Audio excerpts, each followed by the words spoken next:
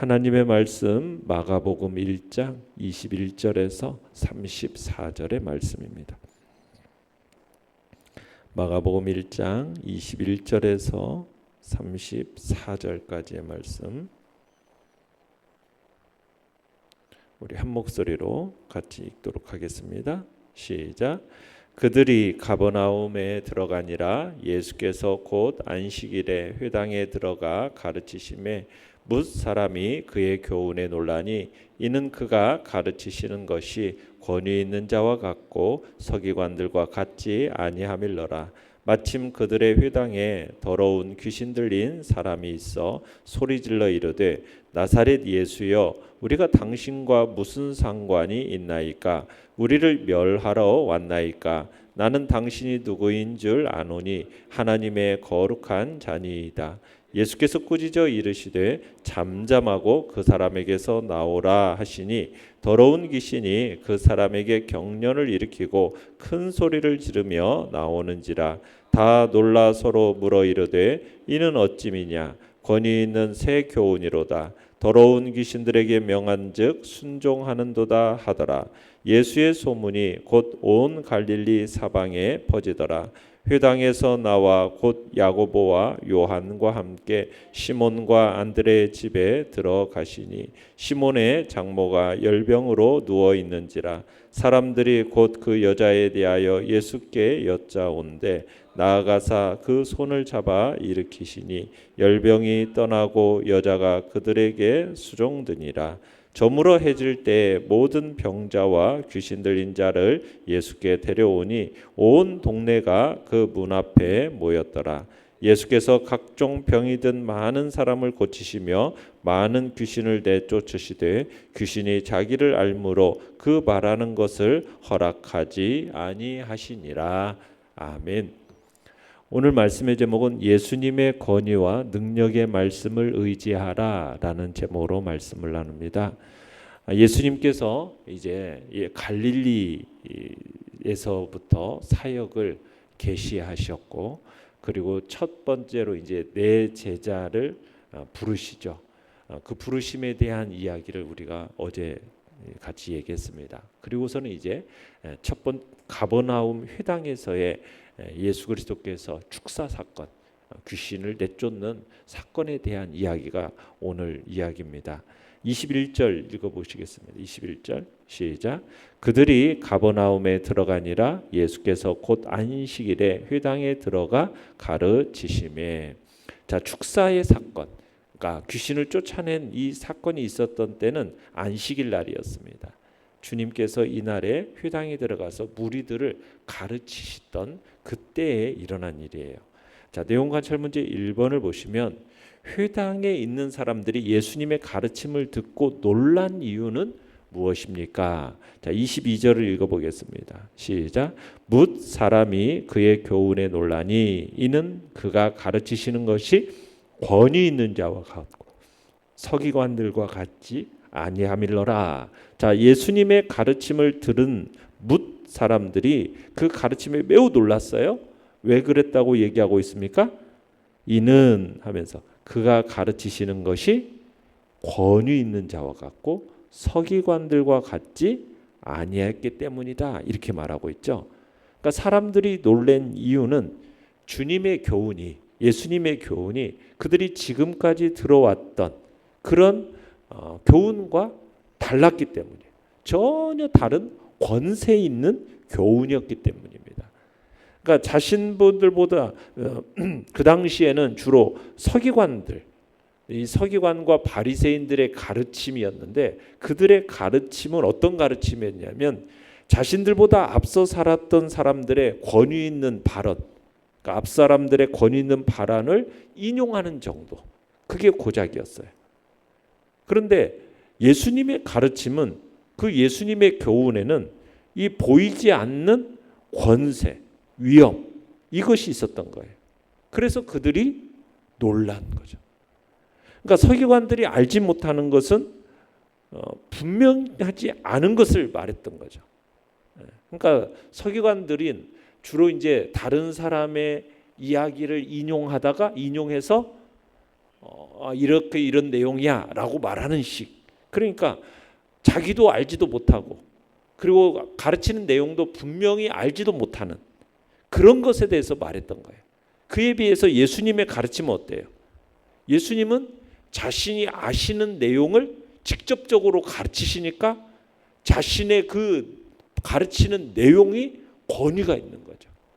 그리고 그곳에는 권세가 나타나는, 그래서 위험이 있는, 그래서 차이가 났다라는 거예요. 그것이 굉장히 그 차이로 인하여서 놀랐다라는 얘기입니다. 자, 그 다음에 23절로 24절도 읽어보겠습니다. 시작. 마침 그들의 회당에 더러운 귀신 들린 사람이 있어 소리질러 이르되 나사렛 예수여 우리가 당신과 무슨 상관이 있나이까? 우리를 멸하러 왔나이까? 나는 당신이 누구인 줄 아노니 하나님의 거룩한 자니이다. 자, 가버나움의 회당에 있던 귀신 들린 사람이 예수님의 말씀을 듣는 중에 어떤 일이 일어났어요? 소리 질러서 예수님에 대해서 증거를 합니다. 그러니까 회당에 모인 대부분의 사람들, 심지어 주님의 제자로 부르심을 입은 사람들조차 아직 예수님에 대해서 바로 인식하지 못하고 있었거든요. 그런데 예수님의 실체를 누가? 귀신은 정확히 알고 있었던 거예요. 귀신은. 그런데 하면 귀신 들린 사람이 지금 주님이 지금 예수님께서 사람들을 가르치실 때 막 소리 질러서 주님을 증거한 이유가 뭘까요? 이 사람이 귀신 들린 사람이 예수님의 실체를 알려서 예수님을 믿게 하려고 그랬을까요? 아니죠. 방해 공작이죠. 방해 공작. 그러니까 사탄은 사람들이 지금 예수님께서 복음에 대해서 정말 권위 있게 가르치고 있는데 이 복음을 알아듣지 못하도록 방해하고 설사 듣다 하더라도 믿지 못하도록 그러기 위해서 지금 이 귀신 들린 사람이 소리를 지르도록 지금 귀신이 역사하고 있는 겁니다. 그러니까 이 귀신의 역사는 구원의 역사가 아니라 항상 복음을 듣지 못하도록 방해하고 듣더라도 믿지 못하도록 하는 그런 방해의 역사라는 것을 우리가 알게 되는 거죠. 자, 그러면서 뭐라고 해요? 나는 귀신 들린 사람이 얘기하는 거예요. 나는 당신이 누구인 줄 아노니 하나님의 거룩한 자니이다. 자, 예수님에 대한 귀신 들린 사람의 증거입니다. 귀신 들린 사람의 증거라기보다는 그 사람 속에 있는 귀신의 증거라고 얘기할 수 있겠죠. 그러니까 이 귀신은 회당에 모여 있는 모든 사람들이 인식하지 못한 예수님의 실제를 정확하게 알고 있었던 거예요. 그러니까 귀신은 어떻게 해서 예수님이 하나님의 아들 거룩한 자라는 걸 어떻게 알았겠어요? 영적인 존재니까 알았던 거예요. 그래서 가능했던 거예요. 자, 그러자 예수님께서 어떻게 하십니까? 25절 26절 읽어봅니다. 시작. 예수께서 꾸짖어 이르시되 잠잠하고 그 사람에게서 나오라 하시니 더러운 귀신이 그 사람에게 경련을 일으키고 큰 소리를 지르며 나오는지라. 자, 지금 주님은 귀신 들린 사람을 책망하거나 회당을 관리하는 사람들에게 그를 밖으로 끌어내라 이런 식으로 하지 않으셨죠. 주님은 이 문제가 어디에서 오게 됐는지를 정확하게 아셨던 거예요. 그래서 바로 문제 해결에 들어가신 거죠. 사람들은 알지 못했지만 주님은 지금 귀신이 이 사람을 통해서 지금 자신의 사역을 방해한다 이런 것을 보신 거예요. 그래서 귀신 들린 사람, 그 사람이 아니라 지금 그를 통해 역사하는 이 더러운 귀신을 책망하는 거죠. 그죠? 더러운 귀신을 책망하죠. 더러운 귀신을 꾸짖으면서 잠잠하고 그 사람에게서 나오라 딱 명령을 하니까 그 귀신이 굴복하고 소리 지르면서 그 사람이 경련을 일으키면서 나오는 거죠. 자, 이걸 통해서 예수님이 어떤 분이신지를 보여주는 거죠. 그 당시 사람들은 몰랐어요. 그렇지만 예수님은 누구신가? 귀신도 그분 앞에서는 굴복하는 하나님의 신성을 지니신 그런 존재라는 사실을 증거하신 거죠. 그러니까 하나님께서 예수님은 자신은 바로 하나님의 아들, 바로 하나님의 신성이 있는 존재임을 지금 귀신을 쫓아내심으로써 자신을 증거하고 있는 겁니다. 내용같이 문제 2번을 보시면 예수님께서 더러운 귀신을 쫓아내시자 사람들은 어떻게 반응합니까? 자, 27절을 읽어보겠습니다. 시작. 다 놀라 서로 물어 이르되 이는 어찌미냐? 권위 있는 새 교훈이로다. 더러운 귀신들에게 명한즉 순종하는도다 하더라. 자, 여기서 보면은 뭐라고 했어요? 다 놀라, 다 놀라. 그러니까 이것이 지금 귀신을 쫓아내신 사역을 목격한 무리들의 반응입니까? 다 놀랐다는 거예요. 그러니까 정확히 회당에 모인 사람의 수가 얼마인지를 우리가 다 알 수는 없지만 한 사람도 빠짐없이 다 놀랐다라는 그런 놀라움을 표시하고 있는 거죠. 그들은 지금 귀신까지도 굴복시키는 주님의 그 권능 앞에 놀라지 않을 수가 없었던 거예요. 자, 그런데 지금 마가는 사람들이 예수님에 대해서 오늘 본문에서 보면 두 번이나 놀라게 되었다는 걸 기록하고 있어요. 22절과 오늘 지금 27절에 보면 놀라는 반응인데, 한 번은 22절에서는 예수님의 가르침이심에 놀랐다라고 얘기하고 있어요. 왜요? 지금까지 서기관들로부터 들었던 그 말씀과는 권위 있는 가르침이었기 때문에, 권세 있는 말씀이었기 때문에 지금까지는 서기관들에게서 들을 수 없었던 그 새로운 것, 권세 있는 말씀이었기 때문에 놀랐어요. 그러더니 지금 27절에서는 예수님의 말씀에 귀신을 쫓아내는 권세까지 있었다는 사실 때문에 놀라는 겁니다. 그러니까 22절과 27절 사이에는 이 여러 가지로 점층법, 점점 이렇게 강해지는 이 표현이 사용되고 있는 것도 보게 되는데, 2절에서 보시면 놀라는 주체가 뭇사람이라고 번역되어 있죠. 뭇사람. 뭇사람이라는 것은 다라는 표현이 아닙니다. 이 뭇사람이라는 표현은 좀 많은 사람이라는 그런 표현이에요. 그런데 27절에는 어떻게 표현하고 있어요? 다 놀라. 여기는 모든 사람들이 다 놀랐다라는. 그러니까 뭇사람과 다라는 표현을, 뭇이라는과 다라는 표현을 통해서 이렇게 그 표현을 더 강하게 지금 하고 있는 거예요. 자, 22절에서는 그의 교훈이라고 되어 있지만 27절에서는 뭐라고 되어 있어요? 새 교훈 이렇게 되어 있죠. 새 교훈. 새라는 이 표현은 뭐냐면 지금까지 경험해 보지 못한 완전히 낯선 것이라는 매우 강조적인 의미가 들어있는 용어입니다. 그러니까 22절에서는 또 사람들이 놀라는데 이게 보통 개인적인 차원에서 놀랐다라는 그런 개인적인 차원에 머물러 있는데, 27절에는 서로 이야기하면서 이야기하자면 안 될 정도로 지금 크게 놀라운, 그러니까 회당에 모인 사람들이 이게 일어나리라고 꿈도 못 꿨던, 전혀 뜻하지 않았던 상식 밖의 사건에 지금 정말 놀란 모습을, 그 일을 지금 반응을 보여주고 있는 겁니다.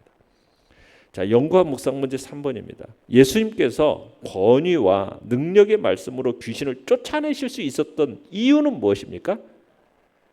예수님의 말씀은 어떤 말씀이에요? 하나님의 아들이자 만왕의 왕의 위엄이 담긴 가르침이었기 때문에 그분의 말씀에는 권위와 능력이 있었던 것이고, 그 권위와 능력의 말씀으로 귀신을 쫓아낼 수 있었던 것입니다. 우리와 함께 하시는 예수 그리스도, 그분의 실체를 우리는 알고 행해야 되는 거죠. 그러니까 예수님이 어떤 분이십니까? 예수님은 하나님의 아들이시며 하나님이시죠. 그리고 하늘과 땅의 모든 권세를 가지고 계신 분, 그분이 우리 주 예수 그리스도시죠. 그래서 이 권세 앞에 사탄을 제압하는 힘이 지금 포함되어 있어요. 그러면서 성경에서 예수님이 이 세상에 오신 목적을 뭐라고 얘기하고 있습니까? 자, 오늘도 귀신이 뭐라고 얘기하고 있어요? 나가면서. 왜 예수님에 대해서 뭐래요? 우리를 뭐 하려고 오셨습니까? 우리를 멸하려고 오셨습니까? 그죠? 24절에서 우리를 멸하러 왔나이까? 이렇게 얘기를 하잖아요. 귀신이. 예수님 뭐 하러 오신 거예요? 예수님이 오신 목적이 야고보서에서 보죠. 마귀의 일을 멸하러 오신 거예요. 그게 실제적인 얘기거든요. 그러니까 마귀라는 존재는 예수님 앞에서는 서지 못하는 존재입니다. 예수님과 함께하는 성도라면 마귀, 귀신이라는 존재가 우리 앞에서 어떤 존재예요? 우리가 그를 대적하면 뭐 하는 존재? 피할 수밖에 없는 존재가 바로 마귀요 귀신입니다. 그러니까 마귀와 귀신은 예수 그리스도 안에 거하는 사람을 이기지를 못해요. 그만큼 예수님의 권세와 그분의 능력으로 인해서 모든 악한 영의 세력들을 다 제압할 수 있는 거예요. 그게 예수 그리스도의 권세입니다. 그래서 우리는 마귀와 귀신에 대해서 두려워할 필요가 있습니까? 없습니까? 두려워할 필요가 없어요. 그들의 위력에 대해서 너무 확대 해석하지 말아야 돼요. 세상의 매스미디어는 막 귀신이 마귀의 권세가 마치 큰 것처럼 하면서 막 모든 것들을 다 지배하고 막 그런 식으로 나오잖아요. 그런데 그런 존재는 마귀가 절대적인 존재가 아니라는 것을 우리는 기억해야 돼요. 특별히 예수 그리스도를 믿는 우리의 하나님의 성도들에게 있어서 그들은 어떤 존재냐? 이빨이나 발톱이 없는 사자 같은, 호랑이 같은 그런 맹수에 불과해요. 발톱도 이빨도 없는 그런 맹수가 힘이 있습니까? 힘이 없어요. 그래서 예수 그리스도 안에 있는 우리에게 있어서는 그런 악한 영의 존재라는 것은 아무것도 아니라는 것. 우리가 그들을 대적하면 뭐 할 수밖에 없다? 피할 수밖에 없는 존재라는 것. 그래서 대적하고 우리가 하나님의 은혜 안에서 예수 그리스도의 그 권세와 능력을 의지하면서 살아가야 되는 거죠. 느낀 점 4번입니다. 하나님의 아들이신 예수님의 권위 있는 말씀과 능력 앞에 귀신까지 굴복하는 모습에서 무엇을 느낍니까? 하나님의 말씀이 여러분 바르게 선포가 되면 병든 사람이 고침을 받습니다. 절망의 현장이 생명의 현장이 된다. 그렇게 뒤바뀌는 놀라운 역사가 일어난다는 사실을 우리는 느끼게 됩니다. 그러기에 우리는 주님의 이 권위 있는 말씀을 의지하면서 이 세상을 살아가야 하겠습니다. 예수님은 우리의 모든 문제의 유일한 해답이 되시는 분이죠. 우리가 안고 있는 모든 문제들 가운데 예수님이 해결하실 수 없는 것 있겠습니까? 하나도 없습니다. 그러니까 우리는 문제가 있는 사람마다 정말 예수님께로 나아가서 그분께 도움을 청하면 되는 거예요. 언제든지 문을 활짝 열어놓고 우리 주 예수 그리스도께서 자기에게로 나오는 자들을 만나 주시고 그분의 권세와 능력으로 우리가 모든 것 문제들을 해결받고 승리할 수 있는 자리에 있음을 믿으시길 바랍니다. 그분이 우리 가까이에 계시고 우리 안에 계시기에 언제라도 그분의 행하시는 역사를 경험할 수 있음을 믿으시길 바랍니다. 그래서 어떤 문제를 안고 우리가 끙끙거릴 게 아니라 그 문제가 심각하든 뭐 아니면 내가 스스로 충분하게 해결이 가능해 보이든 간에 우리는 주님께로 그 모든 일들을 문제들을 가지고 주님 앞에 나아가면 주님께서 그 문제를 해결해 주시고 주님이 주시는 그 능력 안에서 우리가 승리의 길을 걸어갈 수 있습니다. 이 모든 것들이 주님에 대한 신뢰 부족이고 말씀에 대한 신뢰 부족인 거죠.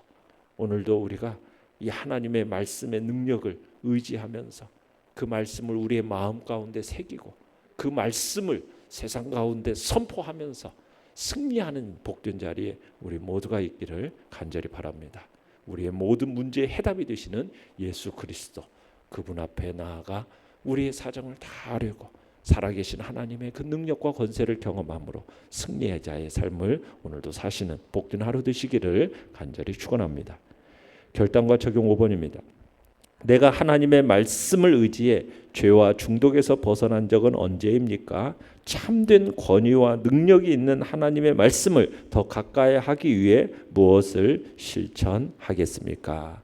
오늘도 우리가 어떤 세상의 지혜, 세상의 가르침보다는 오늘도 살아 역사하시는 하나님의 말씀, 그 말씀의 능력을 믿고 그 말씀을 오늘도 더 가까이 하면서 그 말씀을 내 마음에 새기고 그 말씀을 우리의 입술로 선포하면서 오늘도 그 말씀을 능력을 경험하는 복된 자리에 있기를 간절히 축원합니다.